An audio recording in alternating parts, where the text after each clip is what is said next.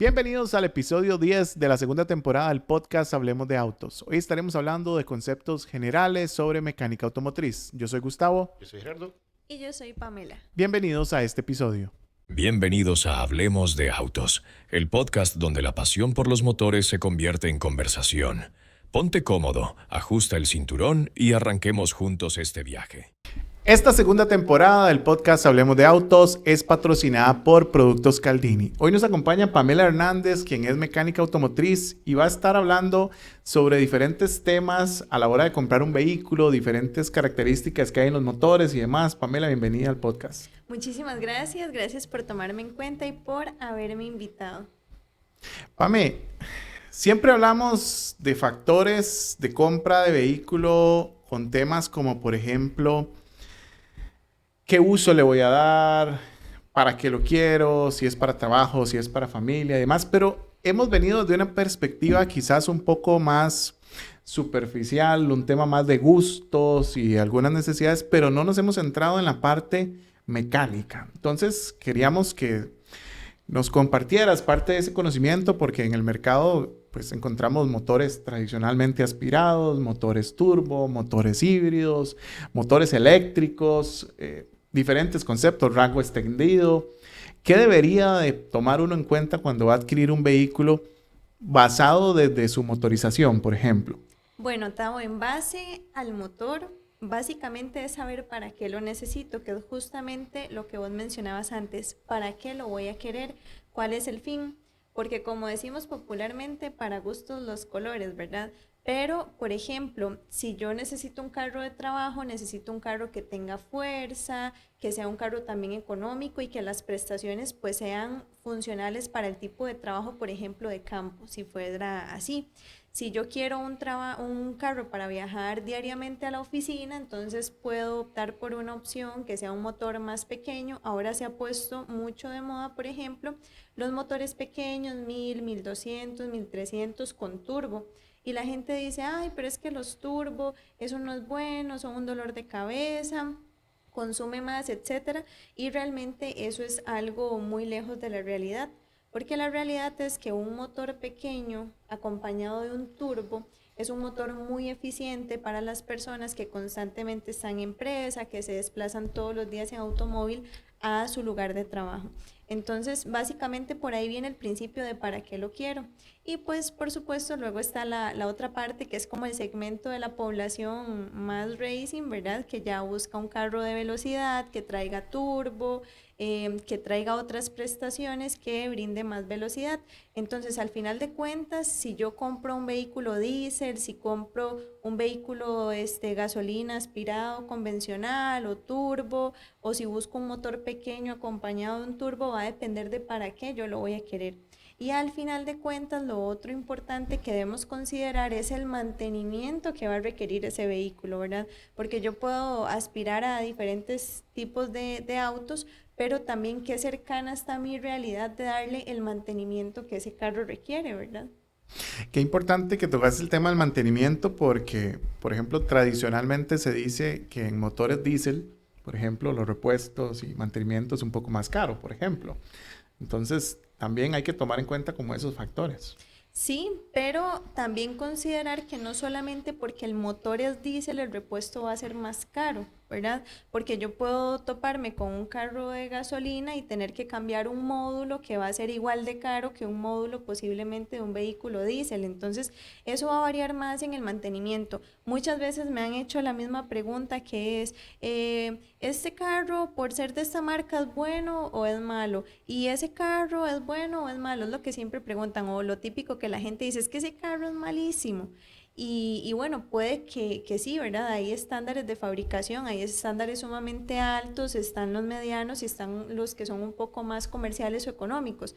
Pero también ¿en qué va esto? En que el carro va a ser tan bueno como yo lo cuide y tan bueno como el mantenimiento que yo le dé y el uso que yo le dé, ¿verdad? Porque si yo compro un automóvil para estarlo metiendo todos los días en la finca y lo paso por calle súper grosera con piedras muy altas y camino pues de mucho barro y demás, obviamente estoy forzando mucho un carro para un camino que no le corresponde.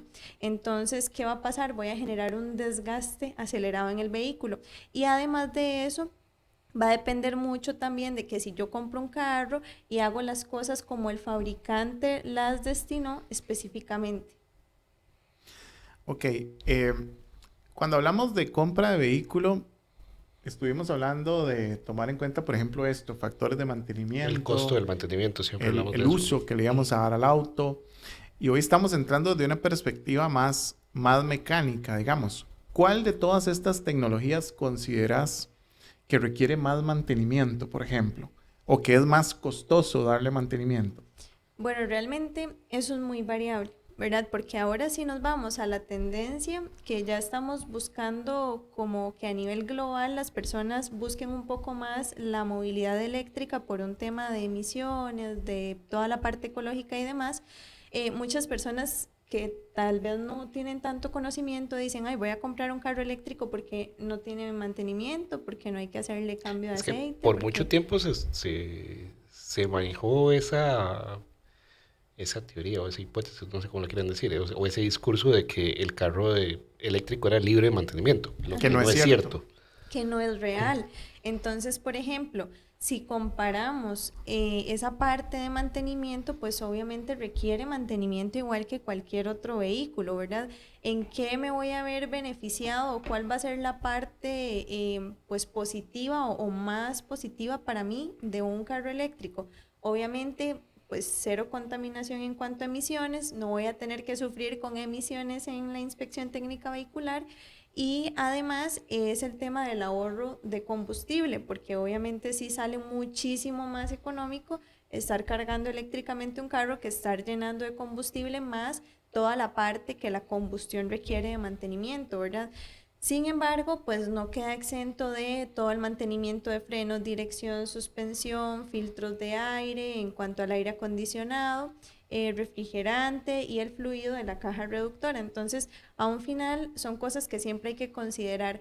¿Para qué lo voy a necesitar yo? Bueno, un carro eléctrico yo siempre he pensado que es una excelente opción para las personas que viajan todos los días a la oficina, porque la presa en el país es insuperable, ¿verdad? De hecho, fuimos de los más castigados a nivel de Centroamérica por un tema de presas y creo que es una excelente opción.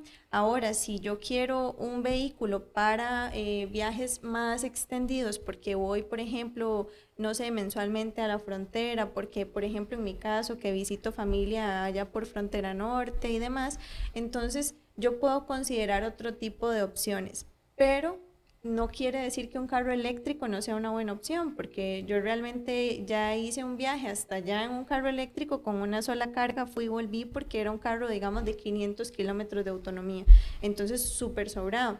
Viene entonces cuando entra la parte de los híbridos y que también está la segmentación de los de rango extendido. Entonces, ¿qué pasa ahí con el tema de mantenimiento? Ok, sí, sigo teniendo el mismo mantenimiento que tiene el carro eléctrico, sabiendo que igual cuento con un motor de combustión al que tengo que darle mantenimiento en cuanto a aceite, en cuanto a combustible y todo lo que el combustible conlleva en inyección, en filtro de combustible y demás. Entonces son cuestiones que hay que valorar un poco porque ya ahí pasaríamos de tener solo, digamos, 500, 550, 600 kilómetros de autonomía a tener, por ejemplo, de 800 a 1200, que es lo que claro, ya pero comúnmente vemos en el autonomía país. Combinada, ¿verdad? Es correcto, pero con un consumo combinado. Sí, que podemos hacer la clasificación porque realmente podemos hablar más o menos de 3 tipos de híbrido. Digamos, el híbrido, llamémoslo tradicional, que es como el que normalmente usa quizás Toyota, por ejemplo, donde es meramente regenerativo. Tenemos otro segmento que es el que ya permite conectarse, que el que es enchufable. Y también, pues, el de rango extendido, ¿verdad? Que entonces el motor es eléctrico, pero tenemos un sistema de generación de electricidad a través de combustible. ¿Cuál consideras, digamos, para vos que es la mejor opción personal, digamos, tomándolo vos personalmente, si tuvieras que escoger, por ejemplo, entre estas 3 tecnologías, ¿qué te gusta más? Porque, te digo, porque hay mucho debate hasta a nivel internacional. Por un lado sale el CEO de Toyota diciendo, mejor el híbrido que nosotros hacemos, Toyota produzco más carros con menos materiales. Pues Toyota obviamente te va a decir que es mejor porque ese ha sido el mercado de ellos, porque se enfocaron de eso, ¿verdad? Y son los líderes en eso, ¿verdad? Por otro lado, encontramos un creciente portafolio en rango extendido. Aquí en Costa Rica cada vez más están entrando vehículos de rango extendido y pues eléctrico tenemos todo un abanico gigante de opciones. Sí, es cierto. Bueno, como ustedes decían, pues Toyota en la parte híbrida estuvo ahí en su charco mucho tiempo y esa fue como una zona de confort por mucho tiempo para ellos. Bueno, luego ya también se aventó un poco Nissan con la parte de los motores e-Power. Ajá. Y los que conocemos ahora, por ejemplo, en las marcas tal vez más cercano como a Bike y ciertos vehículos de ese segmento que son de rango extendido propiamente en lo que es la mezcla de consumo, tanto de la parte eléctrica como de combustión. Si yo tuviese que escoger personalmente, esa sería mi opción. Yo si tuviese Rango extendido. Rango extendido. Rango extendido que combine ambas porque realmente yo creo que más que todo por la funcionalidad de los viajes, tal vez por el tipo de viaje que yo requiero, de que voy a visitar a mi mamá, que estamos a como 200 kilómetros de distancia y demás, yo preferiría sinceramente rango extendido. Ahora, rango extendido. Entonces, estamos hablando de batería grande, bueno, relativamente grande, o sea, un auto principalmente eléctrico y el motor de combustión que simplemente trabaja como un generador. Es correcto, simplemente regenera la carga de la batería. Que viene siendo diferente, por ejemplo, a lo que es el e-Power, que es un motor que es generador, pero es una batería pequeña, ¿verdad? Es una batería pequeña.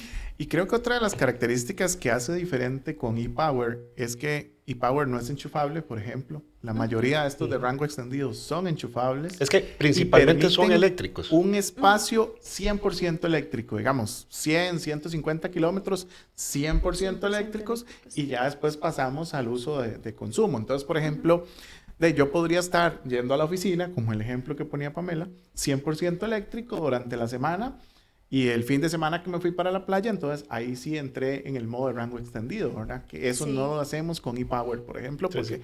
la batería es más pequeña y el funcionamiento es un poco distinto. Sí, siempre se está consumiendo cierto rango de combustible, ¿verdad? Entonces esa es la diferencia. Por eso los de rango extendido, como el que mencionábamos ahora, por ejemplo, podemos mencionar, no sé, el Shark en BYD, podemos mencionar los BJ, el 40E, el 60E.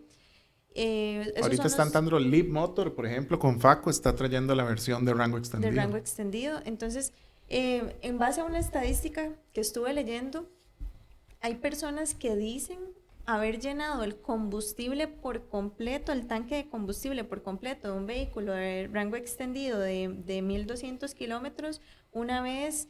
El que más pronto lo hizo, lo llenó en 3 meses, desde la primera vez que llenó el tanque, porque utilizaba el carro justamente para viajar al Él trabajo. sí lo sabía usar. Es que Ajá. también creo que en estas partes también se presta para la gente que lo puede comprar así y no necesariamente lo utiliza por, digamos, como fue pensado. Ujú.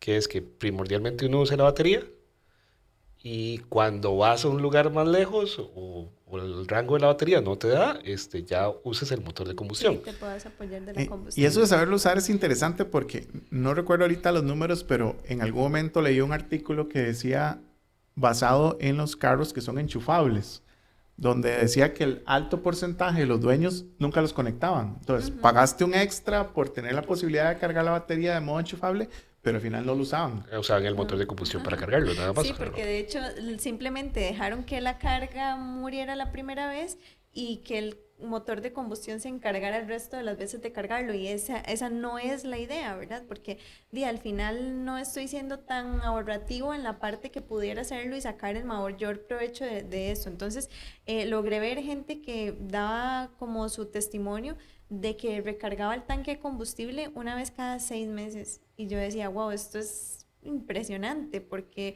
por ejemplo, si vos tenés que venir de Heredia a San José todos los días y usas la carga eléctrica, ¿cuándo te vas a consumir esos 45, 50 litros de combustible? Ahora te hago una pregunta.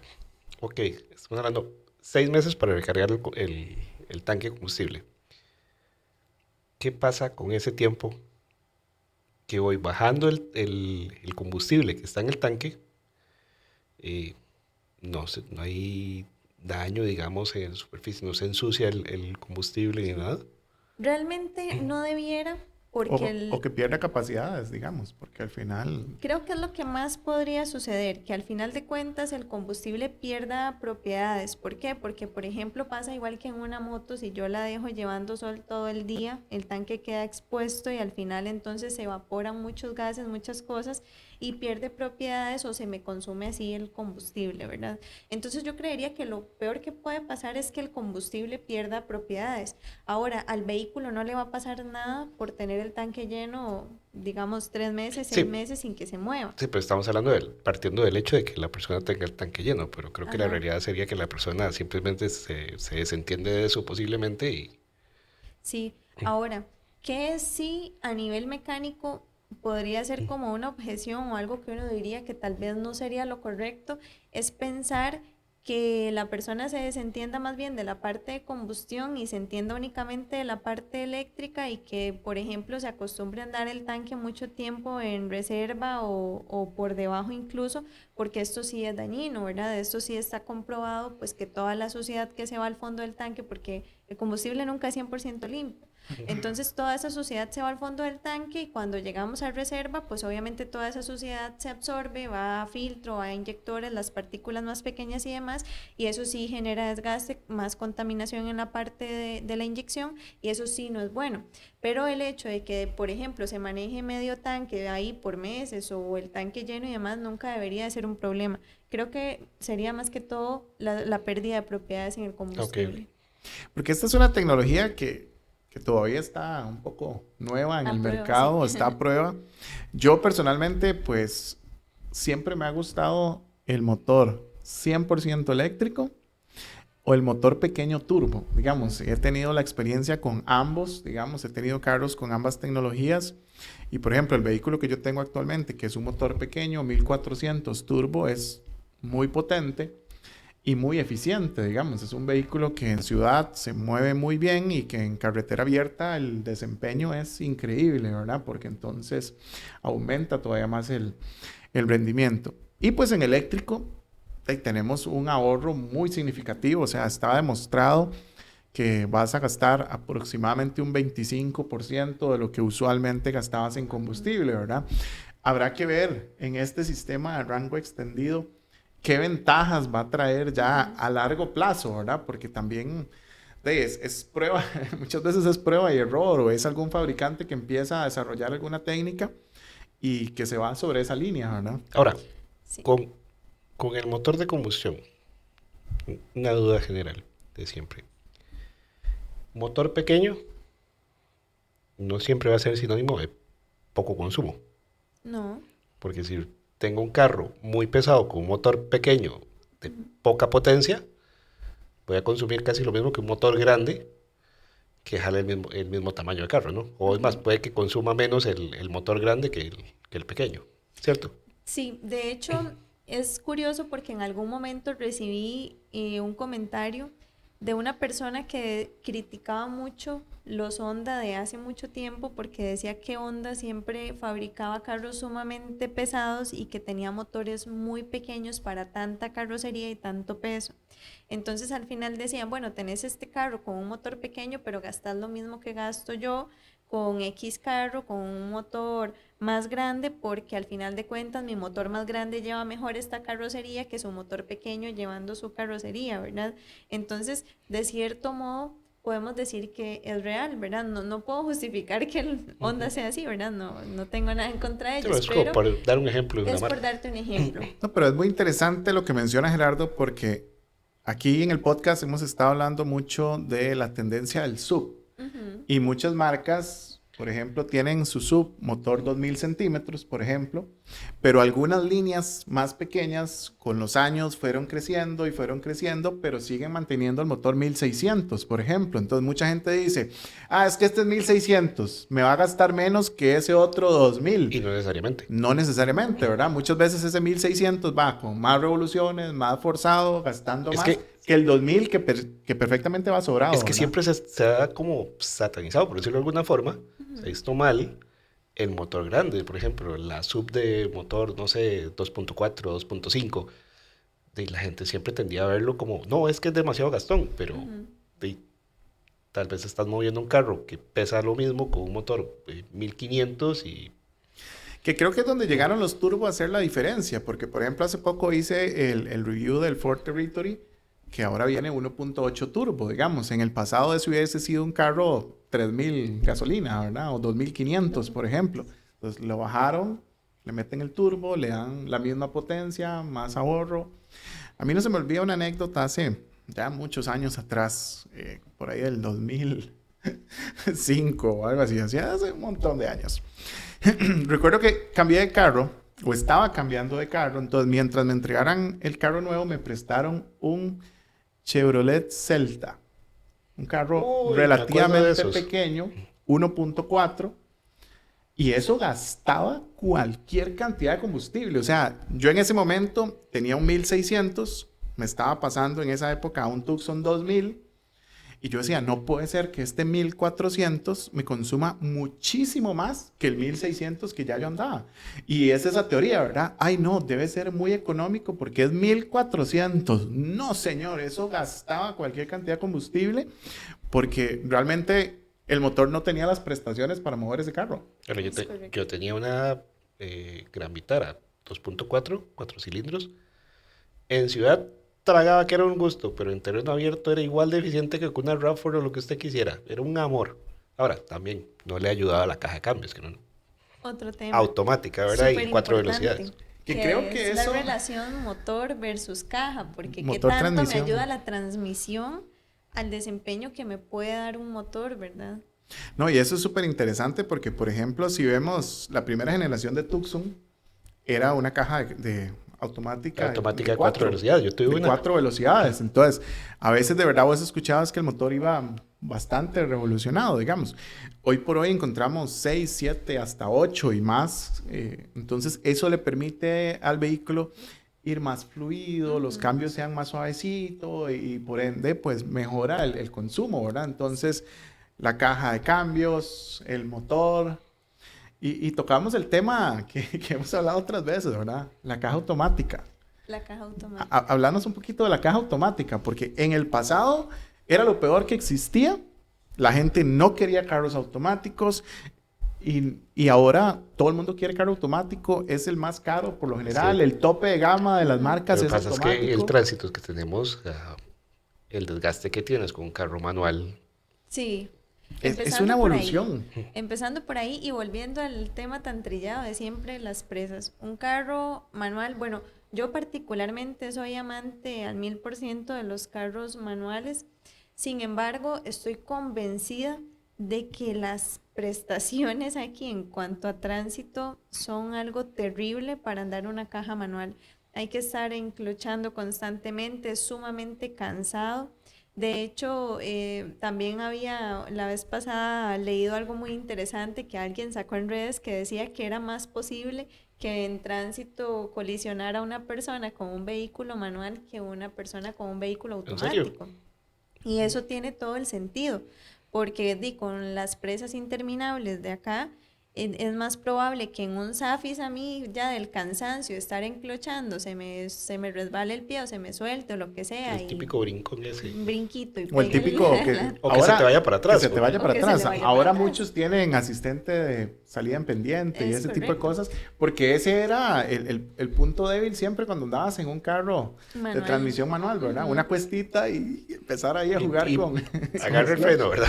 Sí, sí, Agarra el freno de mano. con el freno de Y es mano. interesante Con el porque freno de uno se malacostumbra, digamos. Hace poco, en uno de los reviews que hicimos, andamos en un carro manual y fuimos a Guanacaste en ese. Y yo tenía años de no hacer un viaje tan largo, digamos, en un carro manual.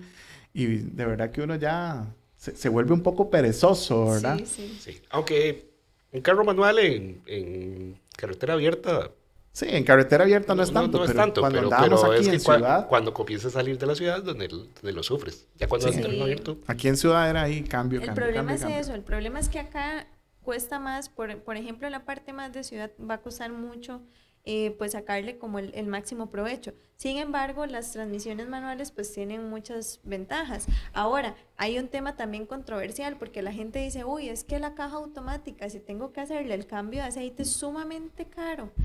Me sale mejor hacerle el cambio de aceite a la caja manual y yo digo, sí, periódicamente te va a salir digamos que un poco más económico hacerle el cambio de aceite a la caja manual, pero también la caja manual conlleva otro gasto, que es cuando se te gaste el conjunto de clutch, tenés que bajar la caja, cambiar el disco, cambiar todo lo que tengas que cambiar y pues es un trabajo bastante caro también, ¿verdad? Entonces es como una cuestión de que ¿para qué lo voy a necesitar? Volvemos a lo mismo, ¿verdad? Pame, y a nivel mecánico, digamos, ¿cuál lleva más mantenimiento? ¿Cuál tiene mayor degradación?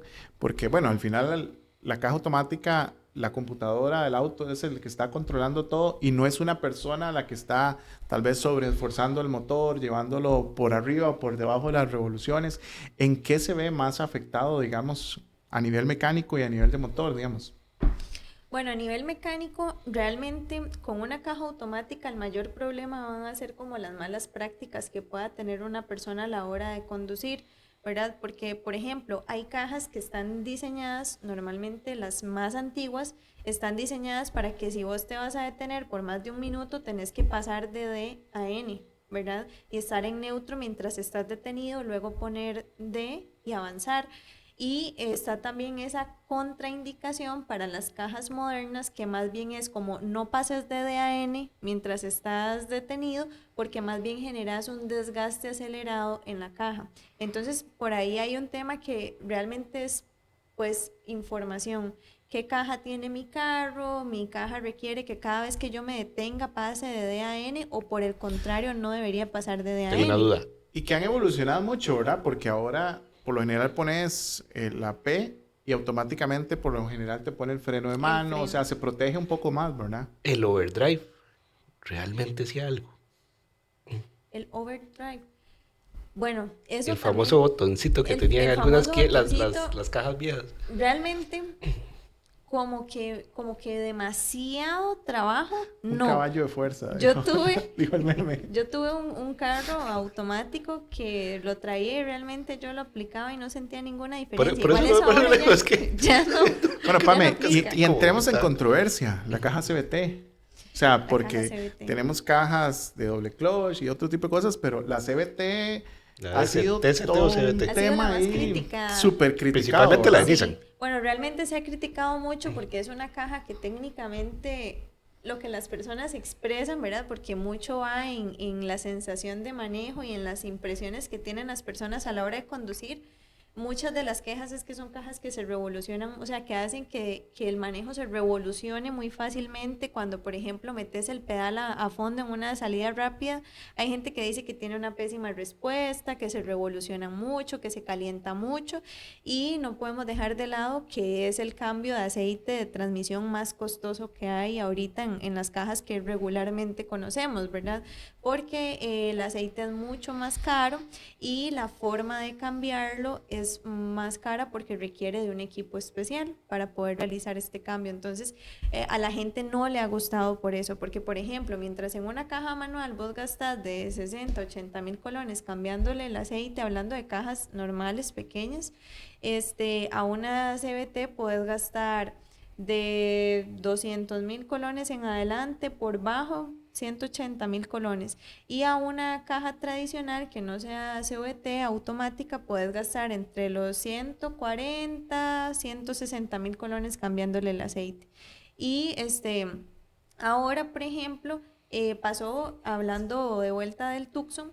El Tucson ahora viene con una caja de doble embriague nuevamente, ¿verdad? Que antes no lo traía. Entonces, ¿cuál es una ventaja de estas cajas de doble embriague? Bueno, que utilizan un aceite más común, más convencional. Entonces hace que a pesar de que sea automática, el cambio de aceite no es tan costoso como otras cajas automáticas.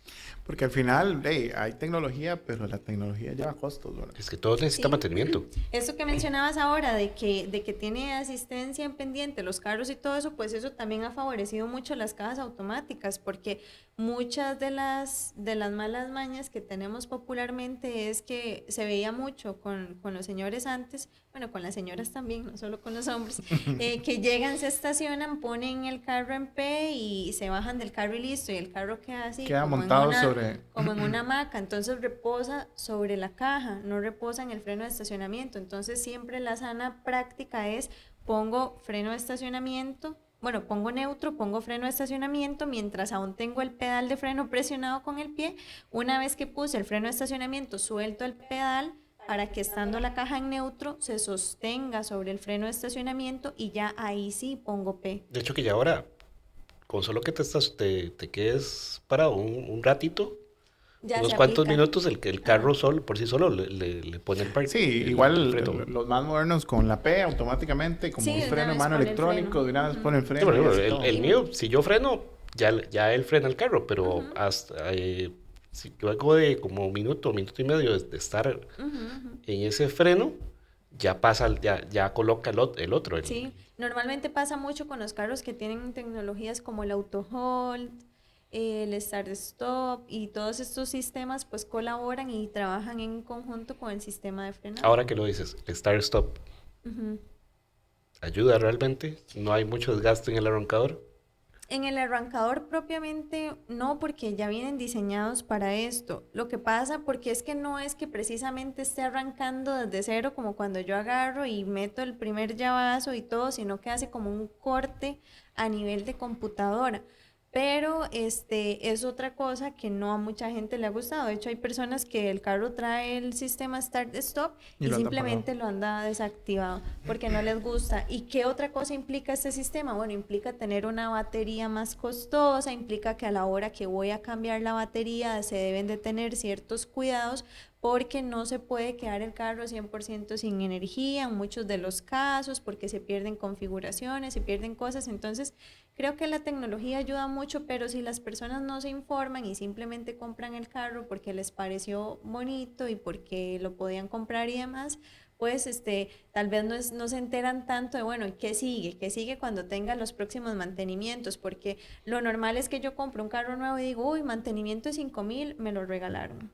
Mantenimiento de 10,000 me lo regalaron. Los siguientes mantenimientos me los regalaron o por lo menos me regalaron la mano de obra o el insumo o alguna cuestión.